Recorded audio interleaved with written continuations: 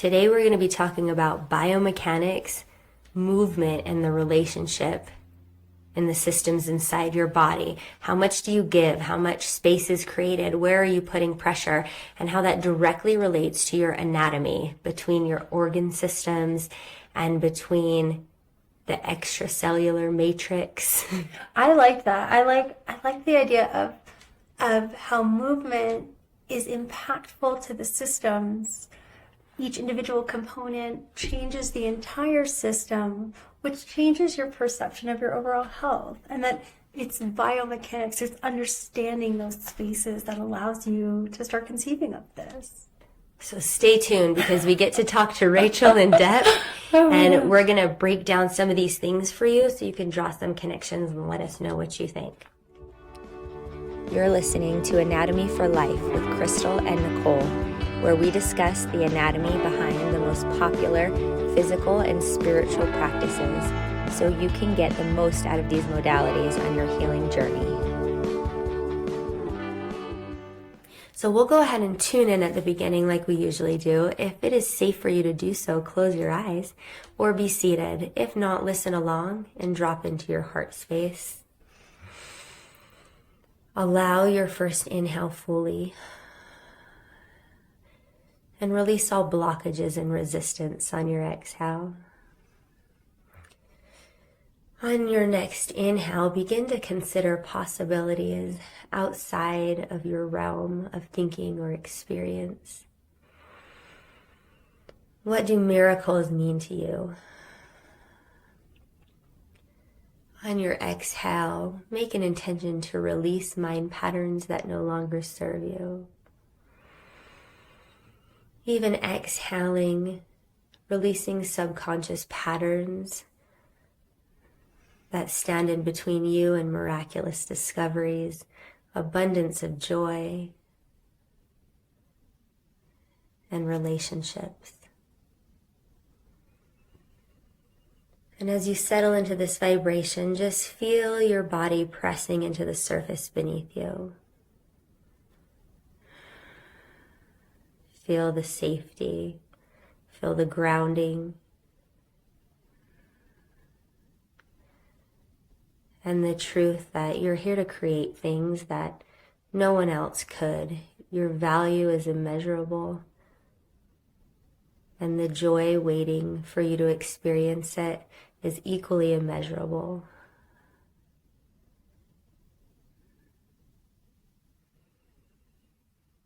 When you feel complete, when you feel a relaxation of your diaphragm, blink your eyes open. Let your mind be clear. I'll invite you to join us today. Hi, welcome to Anatomy for Life podcast. I'm Crystal. This is Rachel. You're like, I was like, oh. And she is just such an amazing person. We're probably going to have kind of an anatomy geek out conversation today. So those of you who've been saying we're not going deep enough, you want some more information, this is your podcast.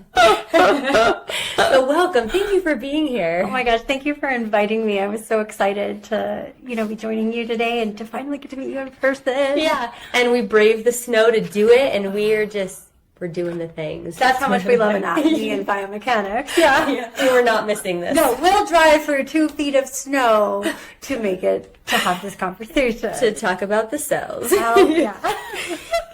So one thing I want you guys to know is this really impressive, amazing list of how Rachel's really educated herself to be able to provide really in-depth and specific help and very specific perspectives on these concepts. So she's ERYT 200, and do you say YACEP? Is that how you say that, sir? I don't know. I always say I'm just a YASEP. That's what I say too. I always call it YASEP, and I don't know if I'm right. I don't know. I'm just copying you, girl. Okay. And they're all really important, obviously. Oh, obviously. We like to tout them off because there's something in that we need to say. You guys, we do this for hours every day. We invest, thousands of dollars in this, and we're researching this every day, and where's the validation for that in this industry, right? So sometimes I like a good list. You get letters in return, like, well, thank you for your payment. Here's your letters. Yeah. Yeah, and I'm excited because you said you're starting a 300-hour with Jules Mitchell. Yeah, I signed up for her upcoming 300-hour. I'm really excited to study with Jules. I have already had the pleasure of studying with her before. Oh, yeah, Abby, our mutual friend Abigail Atkinson, and I did Jules Mitchell's Cadaver Lab back in October. And then I also attended her biomechanics training in January. And I've taken her Science of Stretching webinar as well. And I think that studying with Jules is awesome because Jules is the kind of teacher that doesn't tell you what to think. She teaches you how to think, how to consider research, and she always, before she teaches any course, updates her resources, updates her research. And so somebody like that who really has her pulse into what is going on, like her fingers are on that. Yeah, like totally. I'm just really excited to have that. Yeah. Oh my gosh, I'm so excited for you. And I know that you do that as well. And so that's just a beautiful marriage. And we were just talking about before this, how difficult it is for us to seek out and find these places where we really feel like we're being fed at this point. And that quality, I think, is the qualifier, right? And I love that. I want to rattle these off so they know you're trained and certified with her in yoga tune-up and role model method. A lot of continuing education credits. I fangirl Gil Headley, and I know you've done a lot of studies there. I hope I get to go with you next year. That's kind of me and Abigail's plan. Thomas Myers, and the biomechanics and cadaver lab you mentioned, as well as continuing education courses in yoga humanities, which I love and wanted to mention, as well as tailored to considering specialty populations, which we talked about, where you can do adaptive practices and trauma practices. And I just think that's where the gold is these days. That's kind of where the power is and the accessibility on the fringe there for yoga and things. So I love that. And I'm wondering, is there anything else you want me to say about that? Can you maybe tell us a little about your fun personal history? You nailed my professional certifications for sure. Sometimes it's so funny how we can be sitting in a seat and someone's like, well, how did you get here? And you're like, how did I get here? So I love what you said. Okay, this is how I got into this seat. I was actually a graduate student, back in New York City, and I was studying humanities, which is why, of course, I could not help but mention, and I study yoga humanities. I like to study the philosophy of yoga. My teacher right now is named Edwin Bryant. He's out of Rutgers University, but he's also a practicing bhakti yogi, and he's great. Okay. I love him. So, that's like, he's in New York, I was once in New York. Like, that's like that tie to when I was like a humanities obsessed person. But what ended up happening is actually was very unhappy living in New York City. I was super unhappy. Huh. I think that it wasn't the right place for me. Not enough green space, very go, a lot of high stress. And I didn't love graduate school as much as I had expected I would, being that I loved being a student. Yeah. But I didn't. So I left. I moved out west. And I started to get sick all the time as soon as I moved. I would have these periods of inflammation in which rings would get stuck on me. I remember visiting with doctors and getting scans, and everyone just kept telling me, there's nothing wrong with you. Oh, heavens. Yeah, and I was like, frustrating. It feels like there's something wrong with me, though. But I didn't get any diagnosis, and this went on for years. I noticed that the inflammation wasn't just reserved to my body, although there were those physical symptoms, but it was also in my mind too. And over time, over those few years, I really didn't treat myself well. And I ended up developing a chronic condition, scleroderma. So all of that happened right after I moved out west. Like within a couple years, everything just sort of exploded inside of me. It was like a bomb went off. So I ended up waking up one morning, wasn't in grad school, was like a cocktail waitress or something, you know. And there. yeah, we all done that job. Yeah, That was a good job to have while you're in school. Oh my God, it really was, but it was also late nights and too much stress for my body.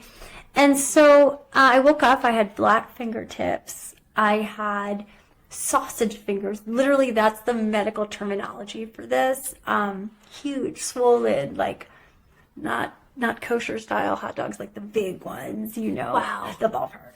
Polish sausages. Polish sausages for fingers. And they didn't know what was wrong with me. They couldn't explain this. They thought it was some other condition. I went from infectious disease doctor to infectious disease doctor.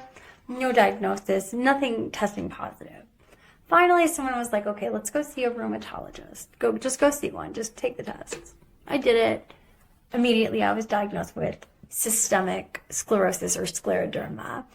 And that was really frightening. I mean, that was 2012. My mother had just died 3 months prior. Wow. Yeah, I wonder, I think a lot about The timing of that. yeah, like I think that there's a number of reasons why I love trauma so much, and this is one of them, the relationship between trauma and disease. But yeah, so I didn't know what to do, and I just steadily declined. Like, it was fast. I went from being a healthy, I think I was 27 or 28. I went from being a healthy woman in my late 20s to like bedbound. I had no energy left. I was in and out of the hospital, perpetual, like, chronic infections through all systems of my body, from my brain to my heart to my fingers. I mean, I've had osteomyelitis and somehow recovered. And so it was everywhere. This disease was everywhere. It was truly systemic. I didn't know what to do. I thought I was going to die. At one point, I had a brain inflammation. They called it like unknown brain infection. They didn't know what caused it. They thought at first that maybe it was meningitis, but it wasn't that. They still don't know what it was. And I ended up in this coma. And when I came out of the coma, my dad was sitting next to me. I'm from Miami originally. He had flown in from Florida to Utah. And he's like, yeah. I was like, what are you doing here? Like, I didn't even realize all of these things had happened. And he's like, well, they told me you were going to die. And if I need to get on a plane, if I was ever going to see you again. And it's so funny how we can be in these situations, like literally laying in a hospital bed, like, oh, I was going to die? Like, I didn't even know. But I didn't know. But that's the level of severity it got to. So they still don't know why. The disease continued to progress from there. I continued to lose abilities. I continued to become more disabled. And my life that life ended there. Like, that was the end of a chapter of my story. I really like the new one, so it worked out. But Oh my God. no, it sucked. I can say that now. Yeah. It's hard. It's really hard to manage the unknown, especially when the unknown is so painful and detrimental to your state. And truly a death in every sense of the way. Yeah. And literal. Yeah. Literal. Like, it's crazy. So that all happened, and then my life became really about staying alive. It wasn't like, oh, let me go read, like, I'm going to spend my whole day reading this research. Like, not only could I not do that, not only did I not have the time or energy, but the thing about chronic illness is that inflammation occurs not just in, we're always like, oh, I have inflammation in my ankle. No, if it's systemic, it's also happening in the brain. And we forget that. We forget that our whole nervous system, because I consider the brain really the nervous system, that the whole nervous system itself can become inflamed. And I couldn't think. I couldn't write. I couldn't read. I remember at one point I used to like to play sudoku, and I couldn't figure out how to play. Like, that was, I remember calling my husband over and being like, what am I supposed to do with this? And he's like, you play this all the time. What are you asking me this? You're really good at this. Yeah, like, you're really good at this. Why can't you do this? But like, that just an example of brain fog in reality. You know, we use this term like, oh, I have brain fog. Like, no. Yeah. Like, people with chronic illness really have difficulty with cognitive processing. Yeah, it's completely debilitating because there's nothing else after that. If that's not functioning, what else is going to happen, right? There's no next step. Yeah. What took you to, like, how did the upswing begin to happen? So it stayed down for a while. It did. I ended up just kind of going through the motions, living a very, like, blah life, just kind of, like, settling into it. And I ended up getting pregnant. I have a 7-year-old daughter who is wonderful. And after she was born, I was okay. I was managing my symptoms with medication, but the inflammatory mind hadn't passed. That's how I knew the disease was still active, because my thought patterns were really strange. And I could see that, like I could recognize that somehow. So I ended up hiring, probably because my husband told me, like, you're nuts. But, you know, I ended he was the one that told you your brain wasn't working optimally. like, honey, you're a little tricky. Yeah, no, it's true. So I ended up calling. I knew I needed to ask for help. And I think that this is really the first step for anybody, is saying, holy moly, I need help. Really accepting that. And so I accepted it. I was like, I need help. I went on like a Facebook marketplace or something like that. I didn't know who to ask. I didn't know a ton of people yet in Utah. Even though I'd lived there for years, I'd really kept to myself being sick. So I put something out there like, hey, are there any, like, I didn't know this was a thing. I wasn't in the yoga world yet. Like, are there any private yoga teachers that can come to my house and do some sessions with me? I need help. And I ended up meeting this tremendously wonderful woman who doesn't even really teach yoga. She's actually a mindfulness practitioner. She comes from a traditional Buddhist background. Wow, I got chills. Yep, ask and you shall receive. No, this woman is still in my life. I mean, this woman is one of my closest friends to this day. It just worked out that way, you know. And so she comes to my house, and for a year and a half, all I did were the same 5 restorative postures every week when she would come. And she would take me through a guided meditation. And at first, I was actually angry because I was inflammatory. You know, I was angry about this. I was like, she's like, the thoughts that we spin. You were angry about the pace? Yeah, I was like, she's treating me like a sick person. Well, first of all, yes, she should be treating me like a sick person. I was a sick person, you know? That was the right way to treat me. But I had been so performative my whole life that here I was doing an authentic practice and thinking that I wasn't doing it well enough, instead of just understanding this is what it is. Yes. This is what it is. Well, and I'm glad you spoke to that, because that is usually echoed in the entry point in the story for anyone that picks up a practice like this. Yours is probably just scaled up a bunch of levels, right? Probably the anger you felt, but that, what you spoke to, is a real thing, and it's very compassionate outlook on what happens when you start addressing those things. And that's really funny, because that's where the rubber met the road for you, right? Like, you can kind of be by yourself, you can be dealing with these things, but when you actually had to step up and been asked to do something that you could perform at a high level before, and then sit with, this is what I can do. I mean, that's where the rubber's meeting the road, right? Yeah. How did she handle your... She was one. I mean, she obviously helped me face and accept myself. So we did this for a little over a year, maybe a year and a half. And at the end, I finally said, okay, I should go to group classes. Like, I don't need you to come over and force me to do this. I'm practicing on my own.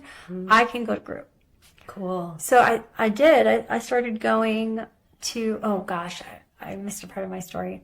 I'll rewind. Yeah, circle back. So no, this is after. This is here. So we had been doing this. I'm in the right place. We had been doing this, and I actually had an emergency happen in which my large intestine stopped working. Immotility is often an overlapping symptom with a number of chronic illnesses. I had really bad immotility. I went to the hospital. They didn't consider that I had scleroderma, so they just gave me morphine, which was not helpful, and they sent me home. Oh. And then I had to go back because I had become septic. I was going to say, that'd make it worse. Yeah, I ended up developing into a perforated bowel. Okay. And I became septic and was helicoptered down to the U, where I had an emergency total colectomy. And once again, woke up. This time my sister was sitting next to me. I knew what she was doing there this time, though. Like, I remembered enough. Your third leg. Oh, yeah. This time you woke up. I must have almost died. Is that why you're here? I remember. I will never forget my first thought when I woke up. I woke up and, you're intubated. Like, you're intubated after surgery. You're in the ICU. And this was not my first rodeo. So I remember thinking, I woke up and I thought, oh, this again. Like, that was literally my thought. And then I saw my sister, and she has like a little whiteboard for me so I could communicate with her, and we communicated. And but so that happened. And after that was when I was like, I am going to group classes. Like, I am done being in my little shell, away from people, disconnected. I'm going back. So I joined a studio. It's gone now, but it was wonderful. It's called We Are Yoga. I used to love it. I found my way there because that's like the acronym. Our origin stories in yoga are so important. It is. So like origin studio. Those first relationships we have with our teachers end up shaping our entire outcome. And I had a great teacher. Her name is, because she's still alive, her name is Heather Jones. And what Heather did is she invited me. I had been only taking restorative. I was too afraid to take vinyasa. I was too afraid. I would slow down the class. All the thoughts we have. Right. So Heather, I asked her, I was like, I heard your class is really great. Could I come? Like, very, like, scared. Like, what? Like, this. Am I allowed? Yeah, like, it's so funny now as a yoga teacher to, like, when my students do that to me, I'm always like, yes, of course you're allowed. Like, it's such a ridiculous question. Yes. But that's where I was. That's where people are sometimes. Yes. And so she said yes. She let me come. She invited me to come. No, she didn't let me. She invited me. And then she changed her entire class format, where she had been teaching this normal, quote unquote, normal, what we expect out west, like sun salutations and planting your hands. I mean, I can't plant my hands. They're completely contractured, like little fists. She ended up designing classes that were entirely taught on a bolster, but were vinyasa flow. It's like, genius. Like, this has, I love her. Oh my god, like, love it. I still practice. I mean, is today Tuesday? No, Wednesday. Today's Wednesday. Wednesday, yeah. So I practice meditation with her still on Tuesdays and Thursdays. Like, I still love this woman. But anyhow, so she taught this entire class on bolsters, and I had never conceived that yoga could be this way. And so she kept inviting me to other things. And I remember a woman, she may still be famous. She's still, I think, a yoga influencer, but her name was Alexandria Crow. And she invited me to come take Alex's workshop on, it was called Deconstruct to Reconstruct. Alex has several. I still talk to Alex a little bit too. And I took this workshop and was like, oh my God, like, mind blown. My conception of yoga was so wrong. It can be anything. It can be whatever I imagine it to be. Like, that's exciting. Yes. Oh my God. So, wow. Yeah, Heather suggested, she was like, why don't you go to yoga teacher training? And I was like, no, you met me. I'm like, no, I'm going to do that. I'm not going to be. No, that's not me. Like, yoga teachers, no. Like, they're all joyful, and I don't want to do that. They're all joyful. Yeah, screw that. Like, I get to be cynical. I'm still pretty angry. Yeah, I was like, I'm still a Jewish East Coaster. I got to be sarcastic and all of Yeah, and I love that you're saying that, because what I didn't want to mention when you said you were from New York is, I don't know that we've connected on this level, but I am from Massachusetts.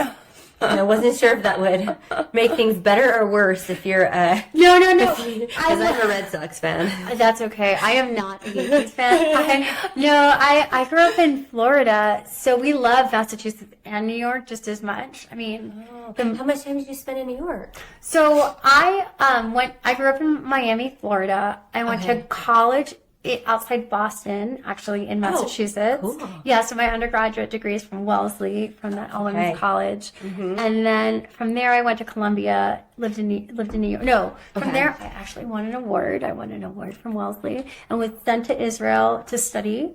And then after that, I went to Columbia and was working in graduate school. I went to get my PhD. Yeah. But there's just something to be said for however long you've experienced that in parts of your life. You you get this layer on your skin. Like you learn to be a little tougher than the average, I think. There's like this thing where like the yelling, the honking, the speaking your mind, and the ability to be cynical just now becomes part of you. Yes, I agree. But you know what? I love it. I love it. I was gonna say, but I love it. I think I have skills beyond a lot of other people when I'm like, that bothered you? Like, get over it, buddy. I'm like, no. And then you go back there, there's this sort of like comfortability and the authenticity that if I walk into the gym, you know, and something's hanging out, I will be told. Okay, you will be told. I will. Yeah, no, there's no performance out there. Like, ain't nobody got time for that. You know, like, no. What did you do to your hair? It looks awful. Oh, that just like sounds like a casual conversation in my family's home. Like, that's just normal. That's how we love each other. Yeah, we're Italian raised in Massachusetts, so I feel you on that. And actually, I think they make the best yoga teachers. They do. They're great. Yes, very good. Very authentic. Oh my God, and very smart. And we need more Jewish New Yorker yoga teachers. You know, people come to my class and they're always like, "You are so like." People tell. I didn't know I was funny until I started teaching yoga. I mean, I guess I had an idea, but I didn't know. And people, I always find myself saying funny things. But people have really been pointing it out to me. Like, you are, like, I don't know if this is a yoga class or a vaudeville shtick. And I'm like, could be both. Could be more than one thing, Keeps you coming back.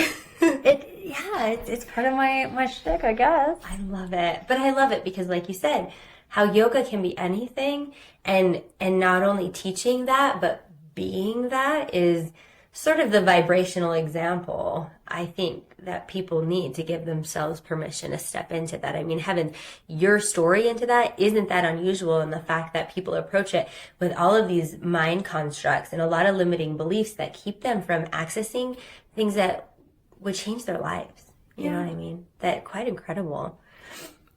It's sad how many hindrances we end up facing, not because the obstacles are real, but because we perceive that they are obstacles, and they weren't. There's just something else beautiful to walk through. Love that. So let's circle back. Oh, yeah.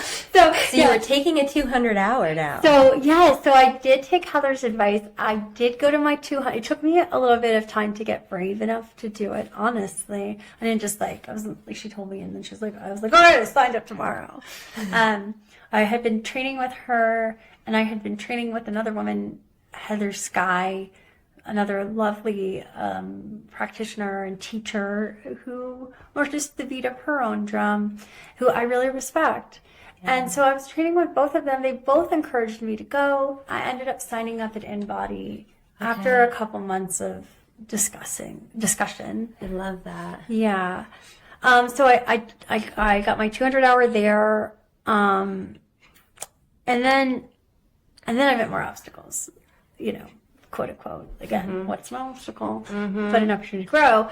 But I couldn't figure out where to teach because in 2019, first of all, I'm a disabled, I'm a differently abled person. So that already puts limitations on what I thought I could do. Now I know I can teach anywhere. Yeah. But I had to learn that. Not only did I have to learn, other people had to know, but I had to learn it, and I had to learn to walk into a studio and be like, yeah, I can do it. I want to be here. I want to be here. I can do it, and I promise you I will grow a class. Yeah.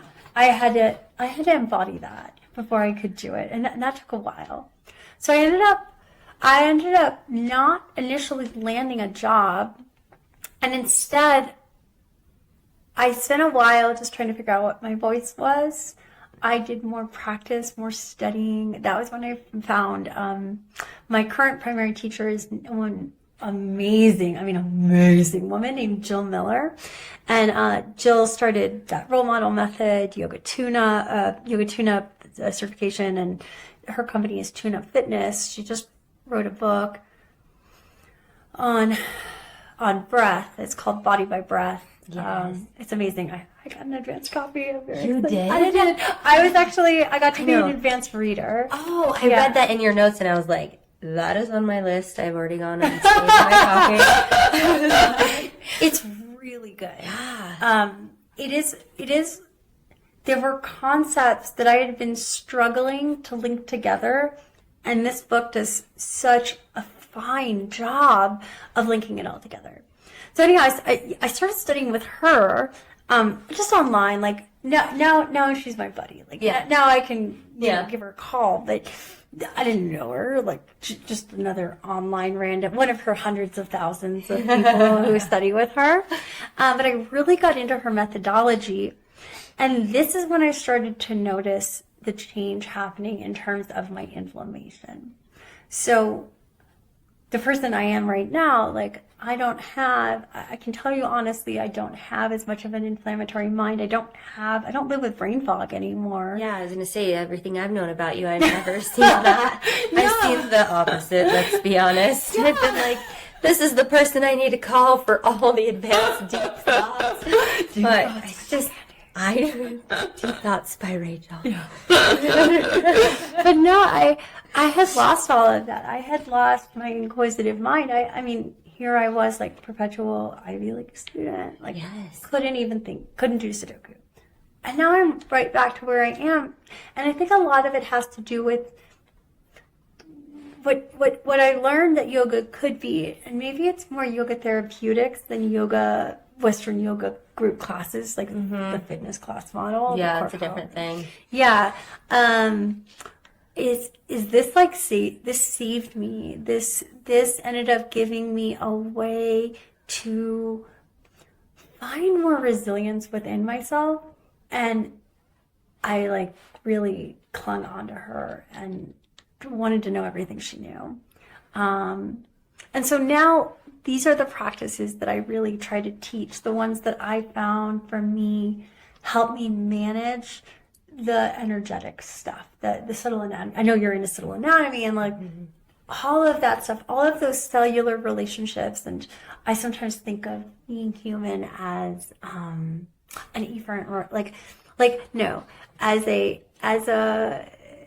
as an emergent property, you know, that all of these cells, these 70 plus trillion cells are all interacting. And then there's me, emergent property, you know?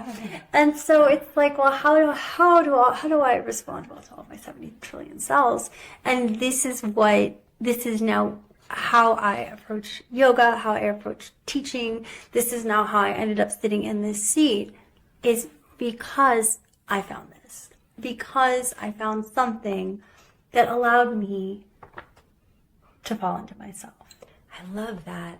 And just to simplify, especially for the listeners, I think there's probably like a few different pieces of the pie that kind of continue to go and flow. And so I know, because it's true for me as well, one of those pieces is the intellectual mind, right? Mm-hmm. The understanding and the learning and the study, and at the baseline, just the uncovering of more truth and deeper levels of truth. Mm-hmm. And that definitely can take on a very physical aspect, like the truth about the relationship between the lysosomes and the mitochondria, right? Like the truth about how the fascia is made up. And that's one piece of it. But I wonder if you could name some other pieces that kind of bring it full circle. Like, is it having the knowledge and then doing the vinyasa yoga? Is it the yin? Is it the breath with the knowledge? Like, I wonder how you would describe that once again. I guess because I'm a yoga teacher, I would describe it yogically, in that really the three things the three things we can do to really be our best selves is we live life with tapas, with svadhyaya, and with ishvara pranidhana. So the way that I see that is we need to live life with passion, with enthusiasm, with consistency. We need to always be doing that self-studying, and self-studying means you made a nod, like, yes, we have the intellectual pursuits, we have the embodied pursuits. It's all of it, because the mind and the body are one physical thing.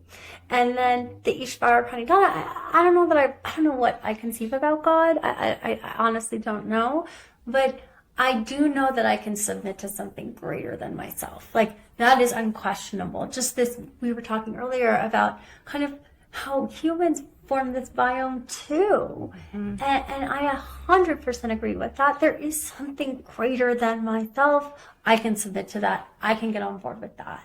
So I really take those 3 principles and try to apply them into my life, into a day-to-day, as a daily practice. So I don't know if I did a worse job answering the question. I don't know if I just more ideas then. And I think that's the way to do it. As we were talking about, the way to think about it is maybe expand the mind, maybe shift the perspective, maybe think about it another way. That's how I appreciate being approached as a student as well these days.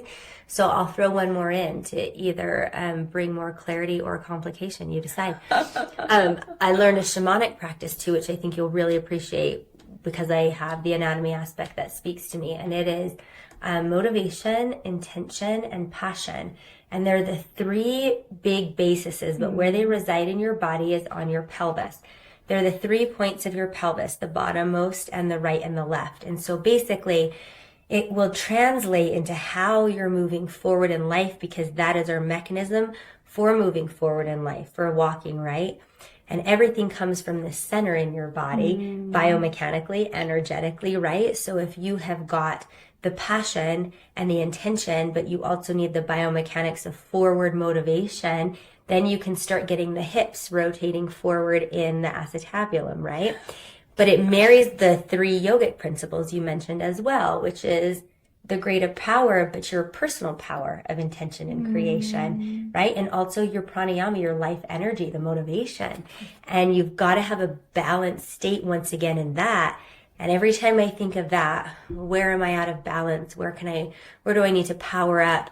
And then I overlay that triangle right on my anatomical hip center.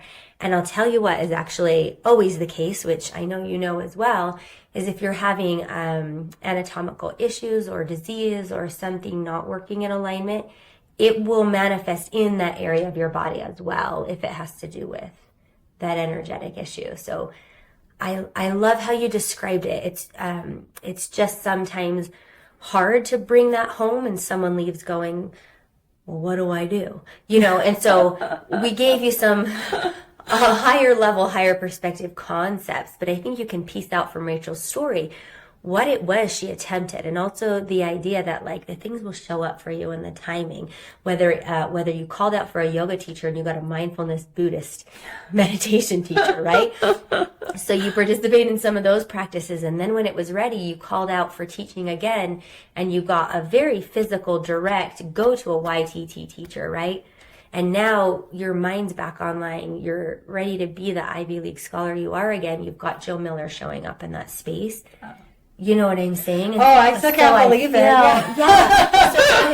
So I feel like the pieces for you and the practices are endless, but they show up kind of how and where you need them. And the thing you can always do is approach something in yoga, like breath, breathe, meditate, take a 200 YTT, show up, I think, and then you'll find the pieces of that are working for you. So thank you for answering in that way, though. I think it's necessary. I think it's good. I do want to talk about, so I want to plug that Rachel, like me as well, and we do things in our own way. And I can just really, really appreciate other people who are in this space, because I love rubbing shoulders with her. It's so supportive. It's so validating. We'll try to keep this podcast to 4 hours. But she writes anatomy curriculum. So a beautiful thing has been born out of this. They're brilliant. They're beautiful. Her entry point is just so mind expanding. I love the little bit you showed me before this. I highly recommend them and think they're amazing. And I do want to get into some of the concepts for our fellow anatomy nerds. I want you to go back and talk about, if you'd be willing to, your entry point with the cells and the tissues. Let's just get into some of the anatomy. Yeah. So when we were having this little conversation before we sat down to record, and we were talking about the greater relationships. And essentially what I try to convey to people is we need to start by looking at this micro level, and then we get bigger, and then we go back. You're constantly in expansion and contraction of how you approach these ideas. And so my entry point for right now, because we talked about how yours is the breath, which is really my passion as well. And it may change, right? But I wanted to start out with the cells because I think that those are the fundamental building blocks. And each of these have a specific role. Our nervous system sends signals, like it's an electronic. It sends like action potentials. Our muscles, our muscle tissue contracts. That's all that it does. Our connective tissue, I don't even want to get. I don't want to give one word for that. I don't want it's so hard. Would it be a Jewish word? Would it be a New York word if you had to give a word? Left us around. No. But to me, the connective tissue is like the exchange point because it has electric components. It actually is contractile as well. It's able to contract with actin. And and then the last tissue, I said connective.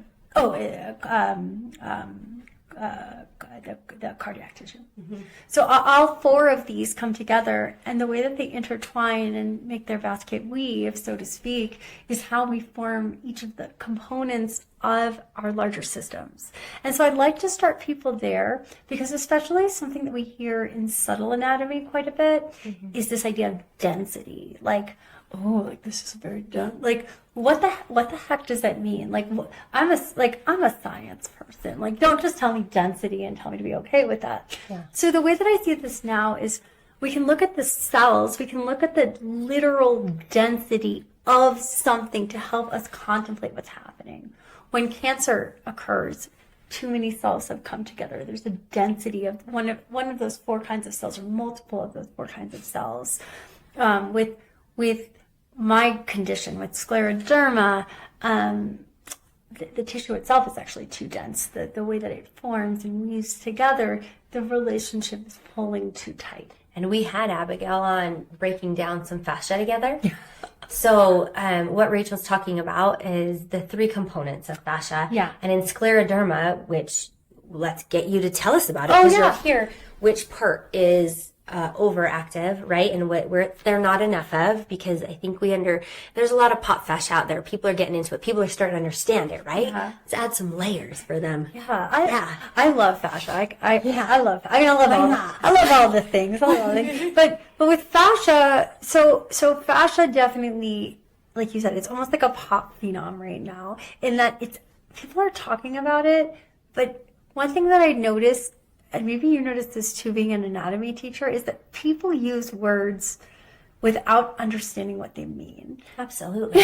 Yeah. So sometimes I think I'm having a conversation and then I'll realize, you don't know what I'm talking about at all. But it takes me a while to figure it out. What's exciting? And you want to get some footing. So just babbling. Yeah. No, so that's why I love adding some layers because it will help. It'll help everyone. Yeah. So right now, fascia, it used to be that the connective tissue was just kind of like here I am being like, I don't even know how to define connective tissue because it actually does so much. It's really our, I'm going to borrow a term from another fascia scholar named Joanne Avison. She calls it our sensory architecture, in that this is what allows us to feel and be. It's connecting and disconnecting. It's all the things. It's our textural structure that allows us to feel. And I love that. So that's one concept that we need to understand. Yeah, I know. Her book is very good. I liked it. And then another thing that we need to understand is recently at the last Fascia World Congress, it was put out there that our fascia is our mechano-connective system, meaning it has mechanical components, biological components, and electrical components. It has a visco like literally it I think they're called piezoelectric signals, something like that. But it conducts all of these things. And so what is fascia? Okay. So fascia is made of 3 parts. One part is cellular. There's a whole village of different kinds of cells.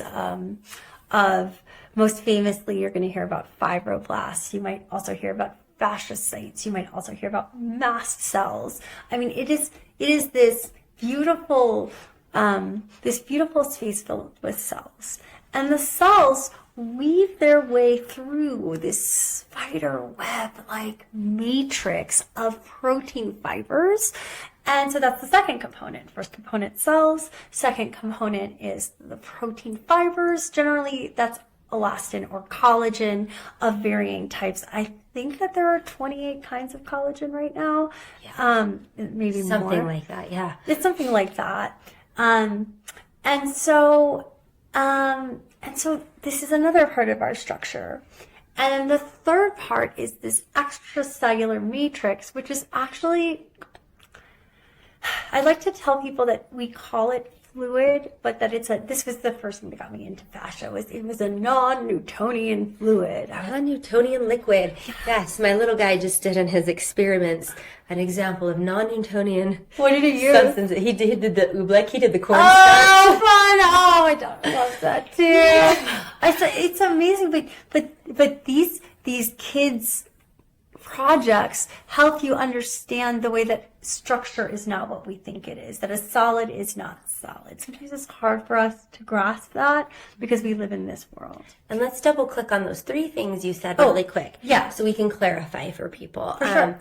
So for instance, when you hear out there, we're rehydrating your fascia. You need liquid for your fascia to be hydrated, things like that. Maybe, like kind of, but the process by which your fascia rehydrates itself or maintains in balance that third component is not by drinking water, or by hosing it down because it's a little dry. And so while there is truth in that, because Rachel just gave you the most beautiful explanation of the liquid in your fascia, which is a non-Newtonian liquid, and you can look up more about that. Sometimes it acts like a liquid, sometimes it acts like a solid, right? Yeah. The second piece you talked about were the fibers, which is why Rachel's the perfect person to get you to understand. Also, when people are saying you need more collagen, more collagen, more collagen, that's going to help your fascia and your body. Let's just be a little more specific, meaning you need that component to be healthy. You need the proper constituents of the proteins to be able to create the triple helix to even benefit the fascial system, right? In a very specific way. And also, you don't need more. You need it in balance with the liquid, balance with the fibers, and then you need those cells she beautifully spoke of, the living organisms, where they're getting the electrical feedback and deciding what to do with it. They need to be healthy. They need to be operating appropriately. So I just wanted to double click and add like a little sub thing on each one of those things you described and kind of debunk a few of those myths that more of this is what you need, and that's not. And that's kind of the message Rachel keeps saying so beautifully, is the relationship. So in what you are living with right now specifically, where is it out of balance? So for me, first of all, I love it you said that. Yes, diet and hydration are important for the overall balance of this relationship of the 70 plus trillion cells. Absolutely, this is important. But yeah, you're right. That's not quite the hydration we're talking about. So just to rewind, that extracellular matrix, we talked about oobleck, but it's kind of like honey, where honey, when it's cold outside, it's going to get crystallized, right? It's going to look more solid or crystalline. But then if we stir it up, it's going to move. It's going to flow. So movement and heat are good. That is right. That is actually true. And if you want to be, is it less viscous? If you want to be less viscous, more flowy, then yes, those 2 things are good. And so we do want to move around and provide the right hydration for the environment, for the biome within us. But these are not the only things we have to do. Okay, so why am I different? I'm different because I have scleroderma, and what scleroderma does is, for some reason, and the mechanisms I suspect the cause behind it is, it's an umbrella term. So the cause behind it is going to be varied. We don't know exactly what was the mechanism that set off this disease. We don't know. But what has happened is that my fibroblasts, that's one of those cells that I named that lives, in the fascia, that my fibroblasts produce thickened collagen, thickened fibers, that instead of producing the right ratio of collagen 1 and 3, it's more collagen 1. So instead of having something that has the right amount of elasticity, mine is more tension. Like there's more tension in my fascia. So the web, if you can imagine, if you could close your eyes for just a moment and imagine a beautiful spider web all through the body, well, my spider web isn't floating in the wind. It's sort of stuck and pulling. So made out of taffy instead of like silk fibers. Exactly. Okay. And it doesn't have the same rebound, doesn't have the same qualities that you would expect of fascia. And this is going to be true. I mean, this is going to be true on the other end of the spectrum too. You hear so many people talking about EDS, Ehlers-Danlos syndrome, and that's the opposite. I like to say, like, I don't know if you ever saw that, what was it called? That silly movie with Bruce Willis, where he's like the superhero. Oh, yes. Yeah, and Morgan Freeman, or was it, no, it was Samuel L. Jackson was the anti-hero. I sometimes joke that like EDS is my anti-hero, like they're doing Because it's too elastic. Right. They have the opposite where they're too elastic. So there's too much space. My spider web is all being pulled. I don't know what force lines are drawing it inwards. But with EDS, they're falling apart. So I'm imploding. They're exploding. So then they would have the other problems in their joints, like of instability and things like that. What else does that cause? So if we think about this from a cellular perspective, that level of compression is going to change the internal spaces within us. It's changed forever. Cells are not going to have the same literal space to move, to be connected, to communicate. This is going to change everything. And so I feel like I got off topic again, which I do. I think that was part of my fault. No. I was like, what was I talking? But yeah, so with scleroderma, this is what's changed. First, and we don't know which comes first, if it's chicken or egg. We don't know if the thickened collagen causes the fibro. Like, was there an incidence? Was there an acute trauma where my body had a normal inflammation response, and then that inflammation response just didn't shut off, which then leads these fibroblasts to continue to lay down the blend of tissue? Was it biological in origin? Is it genetic in origin? Was the way that the proteins are going to be expressed, was that predetermined? Or did I do it? There's something about the quality of the extracellular matrix that led to this response. This is what I don't know. Yeah.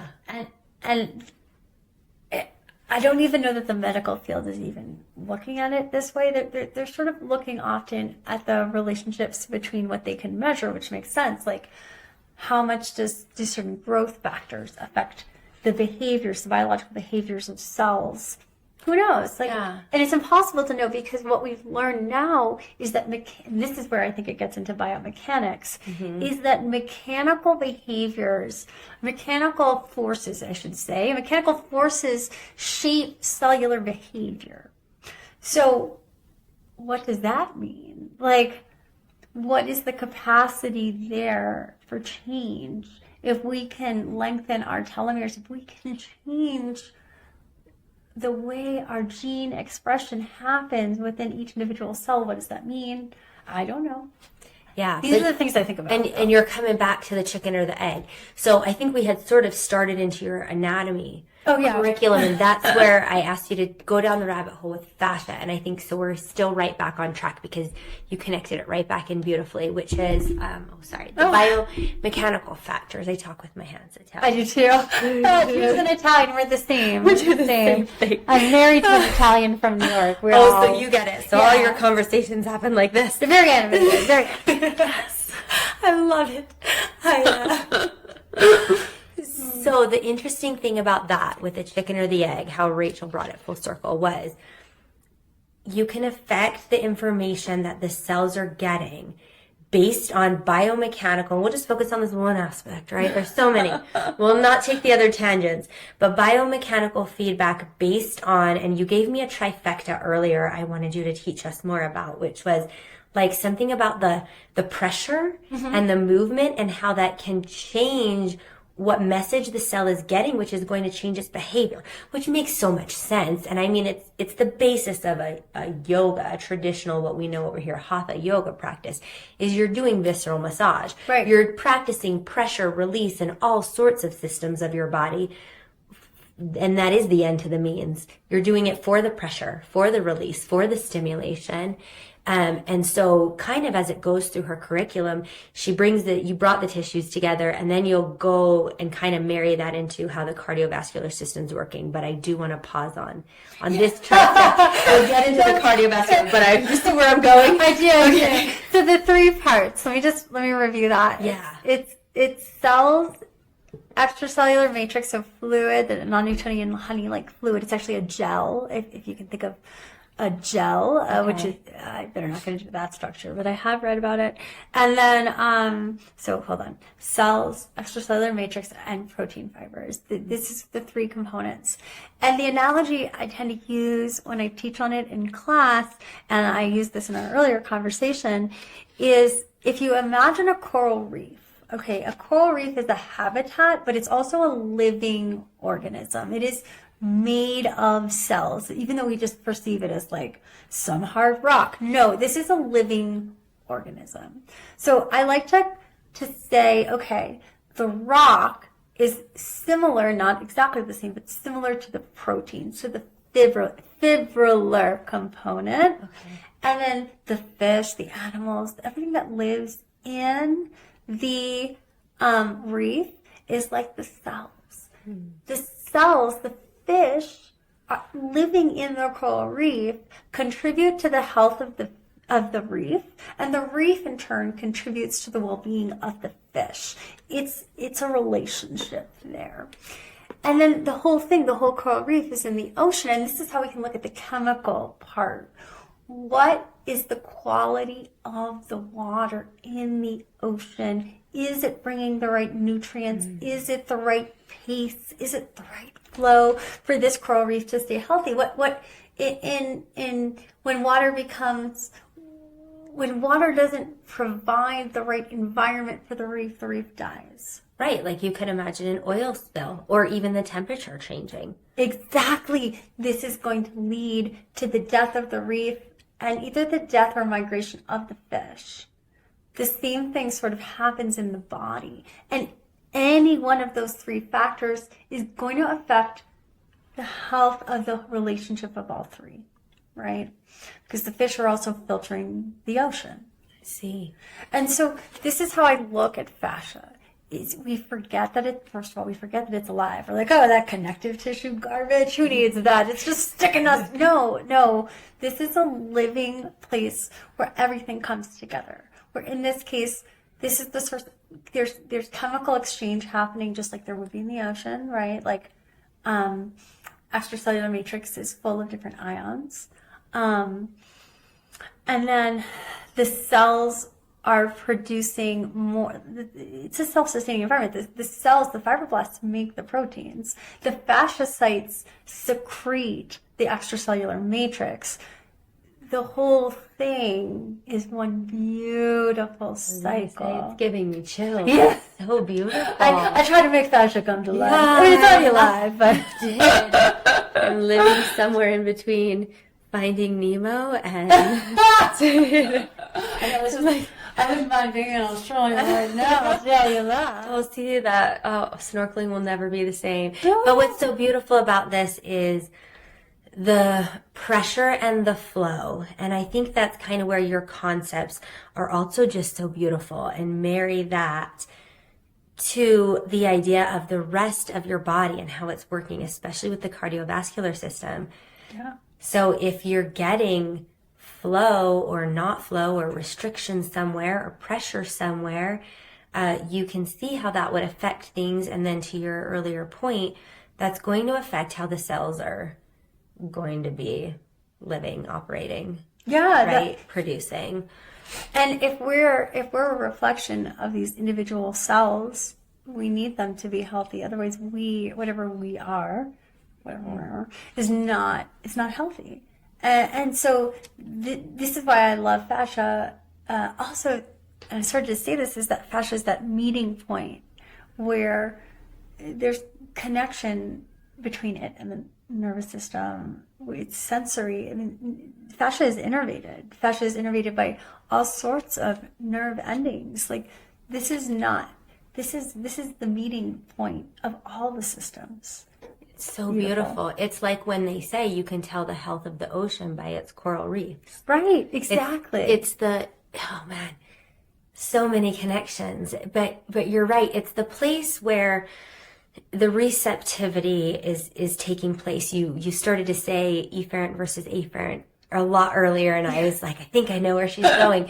But there's something true to be said of the afferent perceptibility and like our bodies actually being less like something that acts out on the world and more like the universe's sensing points, right? Mm-hmm. There's more afferent everything in our body and our muscles and our fascia and everything. And so we're almost like the little eyes and the sensory, we're almost like a sensory organ in and of ourselves. Yes. For what? I don't know. We can talk about that on another podcast. But I know, it's like, hello, life. I feel, yes. And we're the interaction to that. And that's mirrored in the fascia, as well as the internal environment's health, just like an ocean is mirrored in the coral reef. Our internal environmental health is mirrored in the fascia in different places and in the overall fascia.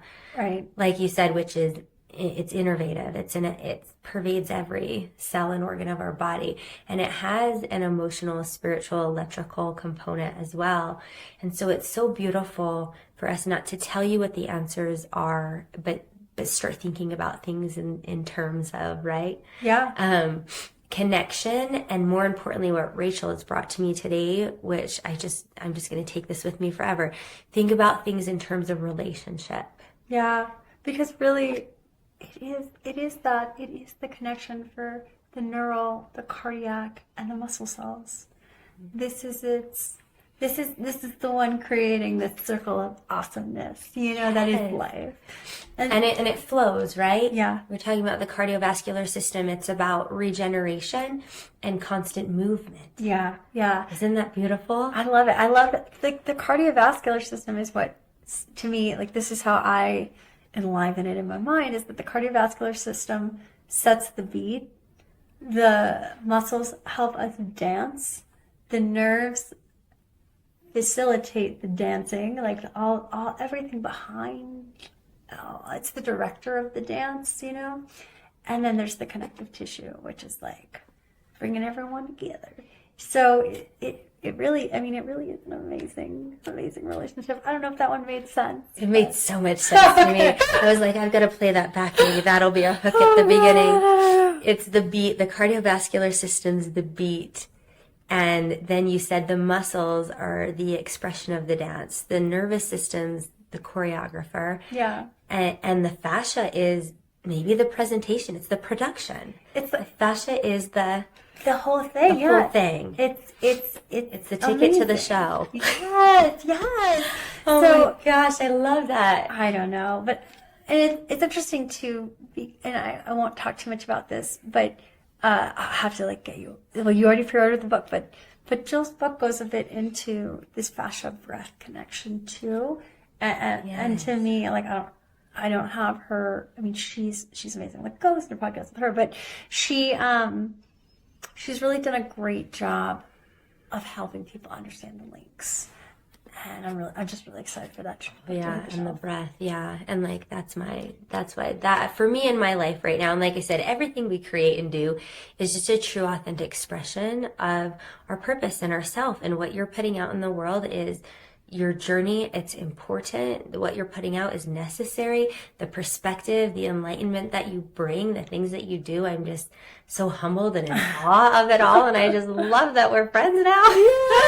And so I wonder if there's just, and you kind of already gave it to us, but is there any just lasting hope or message or kind of insight that you want to leave everybody with? And then I want to plug all these amazing things that find you what you're up to. Yeah, it's so hard for me. Driving over here, I've been redoing my whole business right now. Like the last few months, I've been restructuring it. Originally, I had started a program that was completely free for patients, but you can't, it's unsustainable. Like you can't do it. Like it was costing so much of my energy and literal financial resources.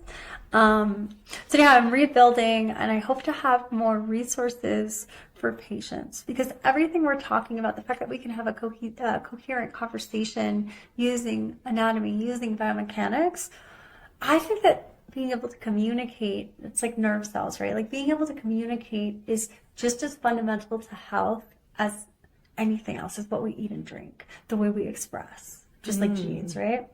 And after all of this time working with patients, what I've realized is that I need to help really what I think I'm here to do, in addition to moving. Like I joke that like I can't save you, but I can move you. Be moved. Yes. But you've moved me today, so that was true. but I really think it's important that we as anatomy teachers, as biomechanics enthusiasts, I suppose, and teachers, that we give the right people the languaging to better express themselves. So that's been my real project, is how can I help patients have this language too, so that they can start to conceive of disease like differently. Because once you understand the components, you start to see your part. And I know that this is a little bit controversial, but we do need to take ownership over our part in our disease, which is hard. It's really hard. And I think if anybody said that to me when I was in the midst of my flare-ups, I probably would have been really offended. But I'm going to say it the wrong way, because I'm like, I have the right to say it. But if anybody does, you do. I had to move. I had to be still. I had to relearn and re-educate myself completely. And I think that my experience is reflective not only of my individual story, but of the society we live in which we're told to be this way, to be whatever this way is. And I don't know, I hope to shift what we think. I hope to shift our conception, and I hope to shift the languaging with which we communicate with each other, so that we start to, I said that thing like, sometimes it takes me a while to realize somebody doesn't understand what I'm saying to them. We need to be able to actually connect, to actually understand one another. And I just hope anatomy and gets us there, gets us that much closer to being able to communicate these deep things within us. Oh, that's powerful. That's powerful. It's like, I don't know if I said anything. You did. You said something. That was really cool. Thank you for that. And just such a beautiful message. Once again, it wrapped up the theme of the relational quality and importance that you bring to this understanding, and just how beautiful that is. I'm just excited to be more in your life and know more and learn more and see what you're up to. For those of you guys who are listening, there are upcoming events, and I will link all of these in the show notes. So I'll rattle them off here, but look in those show notes, look in the tags, and we'll also tag Rachel and stuff so you can follow her and stay updated. She's at Scleroderma Mama on Insta, www.patientcaremovement.org, and some upcoming events, which this will air before these. So We'll rattle them off. There's a mindful event in Florida on March 10th. There's the embodied anatomy training, March 10th and 11th. Oh, so cool. That's at Essence Pilates. Are you teaching in that? I'm teaching the whole thing. Okay, that's yours. Okay. The people who certify with Balanced Body asked me if I would be the anatomy teacher for them. Cool. So I just sort of threw it. Amazing. Yeah. Threw it Okay, yes. So if you want to definitely look at that, if you like what she said here, you want to know more about her curriculum, it's so beautiful. Relax your way into resilience. Oh, I love that. The Pilates studio also in March. Move towards resilience, Salt Lake City scleroderma support group. Upper back immersion at Awaken. Oh, I love Awaken. I've never been there. I'm excited. No. This is one of my yoga origins. And one of the teachers there as well. So all good places. The Michigan chapter and National Scleroderma Foundation Conference events are being announced. Yeah. So both of those, both of these the one chapter and then the National Foundation, they'll host me for events and they're open to the public, no cost. So we can watch you there. Yeah, and they're I think they'll be Michigan will definitely be broadcast. I'm pretty sure the National Foundation will be broadcast too. This will be like my 3rd or 4th year doing that for them. Yeah. Nice. And you'll always tell us about that if we follow you. Yeah. I've been following you. Okay. And then you can catch Rachel in person if you're here. If you're a local listener, you can catch her in person Mondays and Wednesdays. Well, I don't know if I'll link all this in the show notes. Her local classes in Pilates and yoga and things. And then you've got a virtual Restore Active, a virtual Sunday class, a virtual Thursday class. So you guys definitely want to connect to her. That's so exciting. Thank you for joining us. As always, all of my anatomy curriculums and the things we're trying to make accessible for you online, evergreen and live, so that you can get Q&A or you can just get courses where you have lifetime access is at zenyoga.com. Everything else for me is at crystalzenyoga.com, where you can see if any services or retreats or things that I'm up to call to you and you feel like we need to connect, go check me out over there. And as always, just have a beautiful day, beautiful journey. Such a good day. Thank you for that, Rach. Thank you for having me. Oh, thank you. Thank you.